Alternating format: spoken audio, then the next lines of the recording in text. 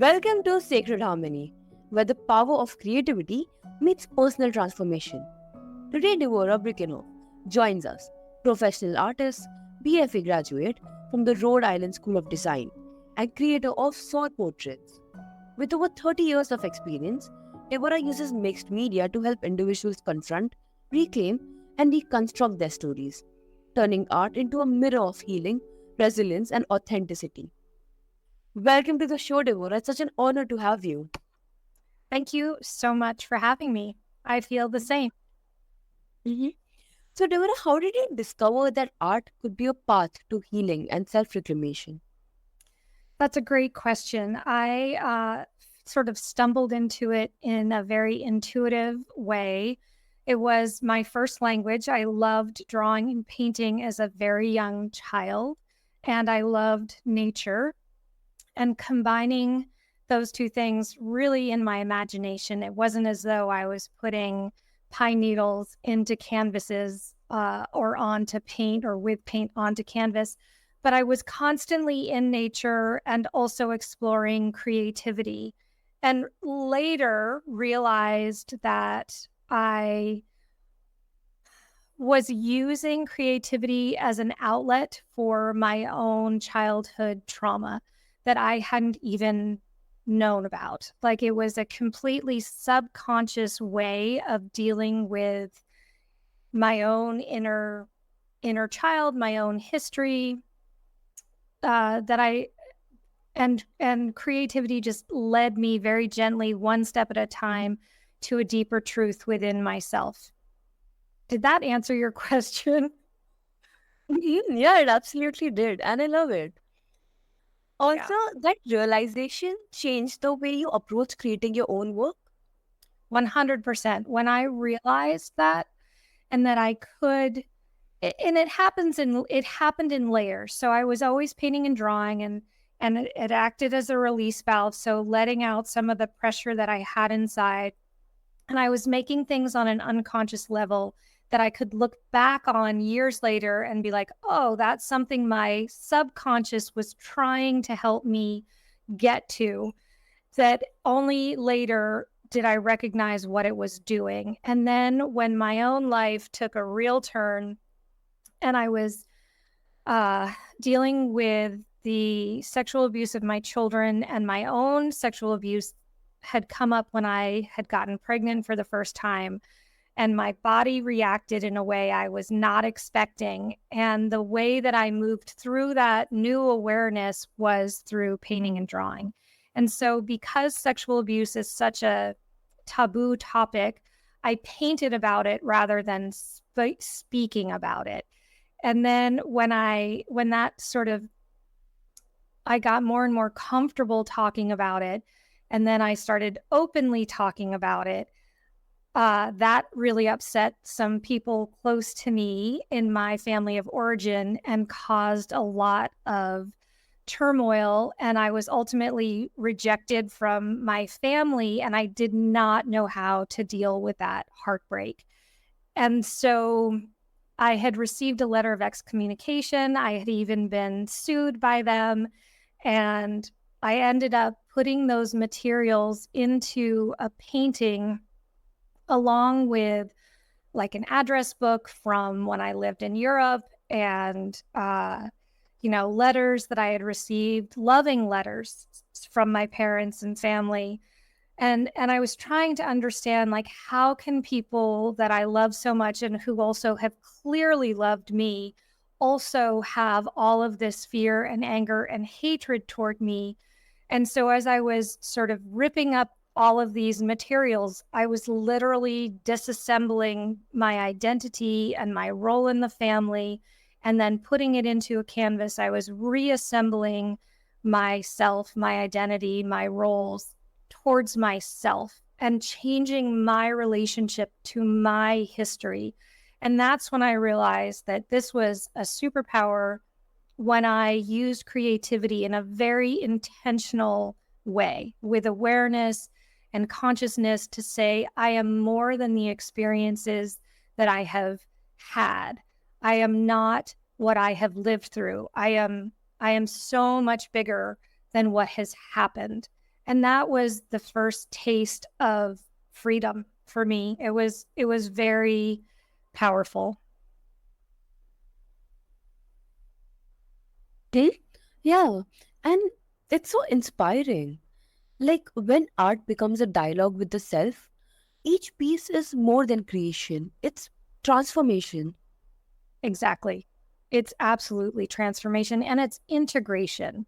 So I would take it one step before, well, I'd back their baby steps, because integration is what leads to transformation. I had to acknowledge and allow and accept everything that I had experienced in order to move through it. So there was no bypassing. I couldn't say, oh, I am fine. I was not fine and I was heartbroken. And so it's that heartbreak that needed room and space to be acknowledged before I could move beyond it. And so that integration was really important in order to find transformation and step into who I really am. And that's what I teach other people how to do now. Mm-hmm. 100%. And soul portraits weave together personal artifacts like letters and photos. How does this process actually help people process trauma? So it's a very self-selecting process. So when people really feel in their own body when they're ready. So if they hear me talk about this, they feel excited or like, oh, this might work for me, or it could help me move through that thing that happened, whether it's a divorce or their own abuse, or it doesn't always have to be the dark stuff either. It can be 60 years of marriage and perhaps somebody is transitioning out of this life and into a next life. And so, or however you may believe it. I don't want to assume that people believe that. So if they've lost their spouse or graduated from college or received a new award, it can be a celebration. Soul portraits can also be a celebration. They don't always have to be about moving through trauma. But so what I was saying is that when people feel ready to do this work, ready to revisit the materials of their life and witness them from that seat that's a little bit separate from the actual experience, that's when people know that they're ready for it. They will just intuitively, naturally meet those materials with an open heart, without judgment.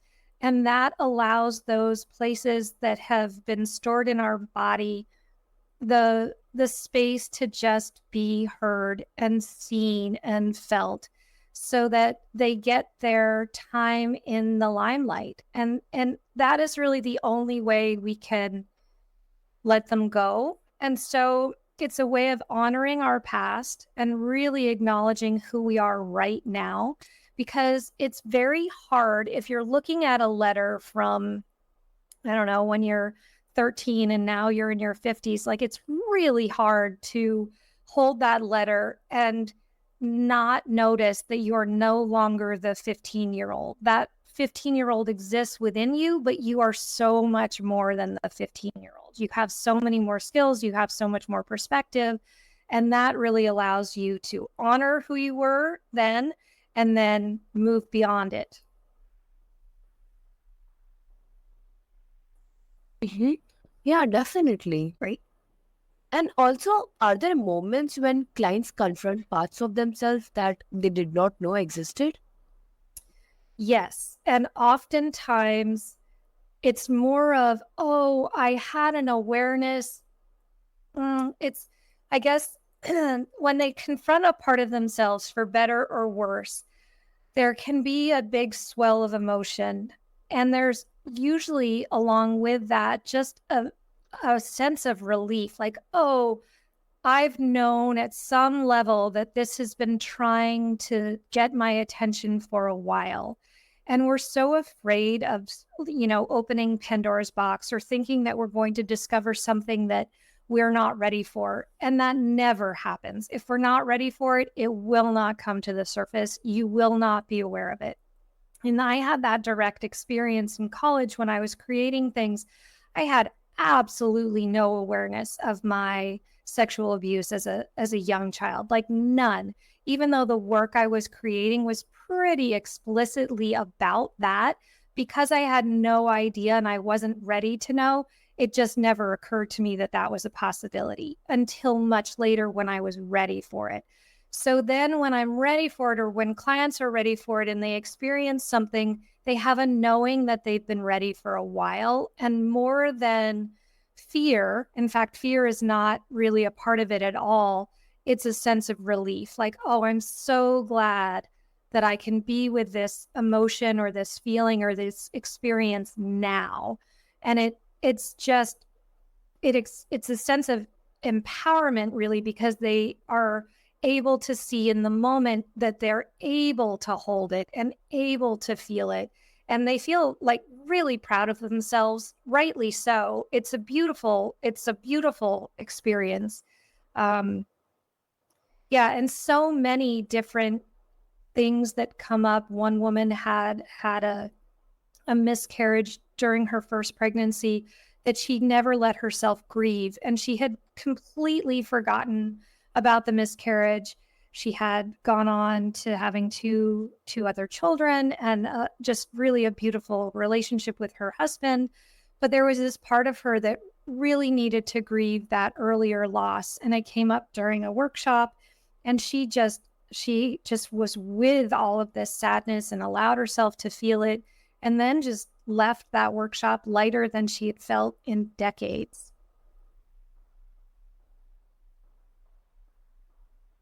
Mm-hmm. Yeah, and that's profound. Like art allows us to see the unspoken and find clarity beyond words. Exactly. Mhm. It really And is. yeah, and your work often addresses the tension between past and present, shadow and light. How can people integrate these dualities into daily life? By accepting them, that they're not enemies of the other. They are the in-breath and the out-breath. They're a natural symbiotic relationship. We cannot have one without the other. And shadow, in the midst of so much darkness, if we have one match of light, you can see it for miles and miles. That's how powerful our light is. And so even when we're feeling low, even when we're feeling as though we don't have the capacity to hold our shadow, you do. Like, you not only do, it is, they are in relationship to each other, and yes, they can pull and the tension can get hard, but we're not trying to get rid of shadow. We're trying to bring our light to the shadow. And there's a real difference. And it's only in, it's a different perspective that holds both. It allows both. It accepts both, because we are whole and we need the shadow in order to feel and have awareness of the light, and vice versa. Mm-hmm. Yeah, that's beautiful. And does acknowledging both sides change how they relate to themselves and others? I think it diffuses resistance and it invites neutrality. We assign so much fear and resistance to what we consider bad or wrong. And the more we focus on it, trying to get rid of something, the less we, the stronger it gets, right? The less, so we go about it kind of in a backwards way. And that's all conditioning. It's all what we've learned in our current society. And so creativity just sort of bypasses those rules, and it lets us reduce that resistance in a way that can give more room for whatever shows up, that we can practice allowing, we can practice accepting, whether we're stuck in traffic or we got the wrong coffee, or whatever that thing is that you feel like isn't going your way. it is just an opportunity to look and see, well, what is going my way? What is working? We tend to focus on the negative, and it's such an opportunity to allow the balance to come in, and that every time we feel a lowering or a contraction in our body, we can ask ourselves to take a moment and balance that out with something that is going well. Mhm. Yeah, and embracing complexity is what makes healing authentic and lasting. Yeah, absolutely. Um, and that everybody has a different, unique way of moving through the world, and they have their own experiences that need to be attended to. And once we attend to them, healing becomes very natural. We just want, we don't want to be changed. We want to be accepted. We want to be loved. And so in loving what we are trying, what we think we need to get rid of, we really start to practice loving ourselves in a very genuine way. And then healing's just a natural byproduct. It's really hard to stay in anger or hatred or blame towards ourselves or others if we start practicing that self-love. And so for me, creativity was just a tool to show up for myself in a really loving way, to question the conditioning, the identity, the messages that I had received. It was a way to show up very gently and hold some extremely painful experiences with a lot of tenderness, and to approach what it can be so raw and so scary, and show up with that love that says, I am more, I am bigger, and I'm okay right now in the midst of all of this mess, or in the dark, dark trenches. I'm still okay. I'm still breathing. I've still got myself. And that's really what it brings us back to. And what I love the most about this work is that it's very self-fulfilling. I really want to teach people that they don't need anybody outside of themselves. It's really nice when we have support. It accelerates our growth and our compassion. But you can do this for yourself, with yourself, especially when there's a lot of complex shame involved that we don't often share with other people, or we're so afraid of what their reaction might be. It's an opportunity to meet ourselves with what we're looking for from others, because you don't need anyone else. So if you can show up without judgment or shame towards yourself in the moment, you are practicing self-love. And that is the beginning of that authentic healing. It's not necessarily a quick fix, though I have seen people make incredible transformations in a very short period of time. But that authentic healing can happen with the tools that you have inside of you, because we all have our own answers to our specific problems. Mhm. Yeah, that makes sense. And you have worked with diverse individuals, like including survivors and veterans. What patterns have you noticed about resilience and the role of creativity in the recovery? Um, so uh, I think that when people are dealing with such painful things, whether they're veterans or survivors, or if they've been a victim of domestic violence, or suicides.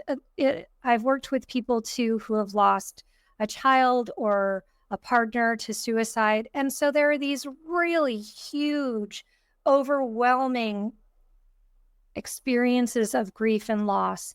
That creativity is innate. We all have something about us that's creative, where we lose track of our thinking mind. And so resilience through creativity is a very natural, very symbiotic relationship that already exists within each of us.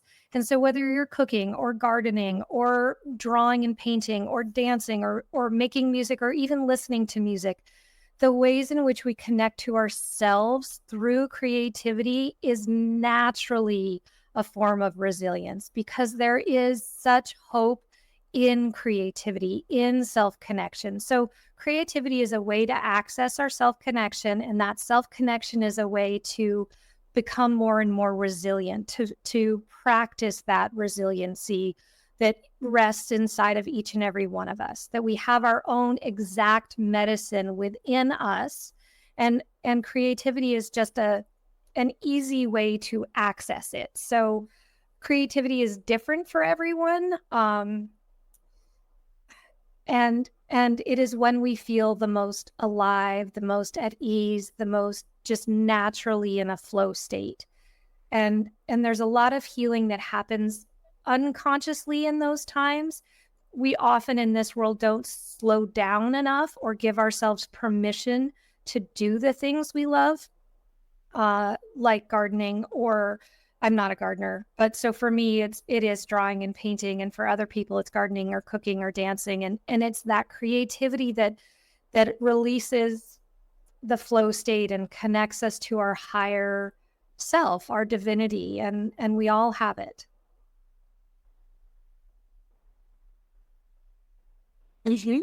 Yeah, like that's empowering. It reminds us that creativity isn't a talent, it's a doorway. Exactly. Mhm. Exactly. Yeah. So Devorah reminds us that creativity is more than expression. It's a bridge to authenticity, resilience, and reclamation. And to listeners, pick up your pen, brush, or journal. And today, begin witnessing your own story. Transformation waits in the action of creation.